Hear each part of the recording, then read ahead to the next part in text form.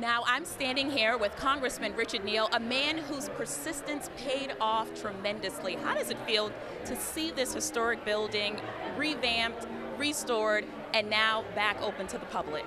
Well, personally and professionally, it's quite satisfying. And I think that the odds during these 40 years generally leaned against tonight. But there's a great sense, I think, of achievement. But also, it's a reminder of what this station meant to Western Massachusetts. Now, you were a freshman in Congress. You secured $15 million in '89 for this building. What took so long to get the rest of the funding? Well, actually, we did what was known as a project mission year after year, so you wouldn't ask for the entire allocation, but year after year you would build it. For example, getting out the asbestos, securing the roof, and then the following year you would go back for additional monies based upon what had been achieved in the previous cycle. So it wasn't $95 million all at once. It was rather more of an incremental approach. Got it. What does this building mean to the transportation hub of Western Massachusetts? Are we ever going to get that east to west rail system? Well, I hope that and anticipate that at some point that will happen. I mean, a part of I think the achievement that we witness, however, is the north-south linkage between New York City and Springfield is well on its way, and in fact there will be 8 to 12 more trains a day starting in spring of next year.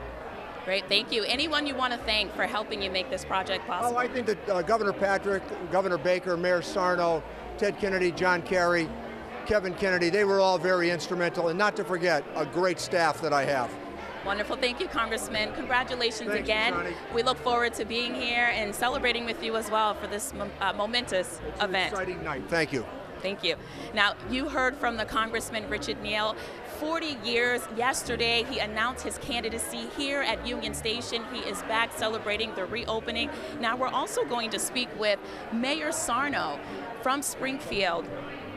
This is Springfield Mayor Sarno. Now, Tashanea looks absolutely magnificent. We have a nice breeze going, but you look intelligent and beautiful as usual. thank you so much, Mayor. Now, Union Station is a part of a $3 billion economic development. Yes, 3.3. Tell me what this means for the city of Springfield. Well, you get an intermodal transportation hub not only for Springfield, but for Western Massachusetts. And I'm building on this phenomena, empty nesters, baby boomers, and millennials like you that want to come back or stay in their core city. Many millennials don't even have a vehicle anymore. They like to use transportation, whether it's rail or bus. But this anchors my North End development, MGM. We have the officials from CRRC, the largest railway company, manufacturing company in the world here. 31 Elm Court Square is going to be moving forward. We just made announcements on the Paramount Theater. And we might have a few things up my sleeves that we're looking to do down the road too. Wonderful. Thank you so much, Mayor. I know this is a proud moment. Thank you so much. Nice to see you. Now, speaking of MGM, we actually have the chairman and CEO of MGM, Jim Murren. How are you, sir? I'm doing great. Thank you very much. Now, MGM is anchored on the opposite end of Main Street. Union Station, is on the other end. Talk about what this means for MGM and the city of Springfield.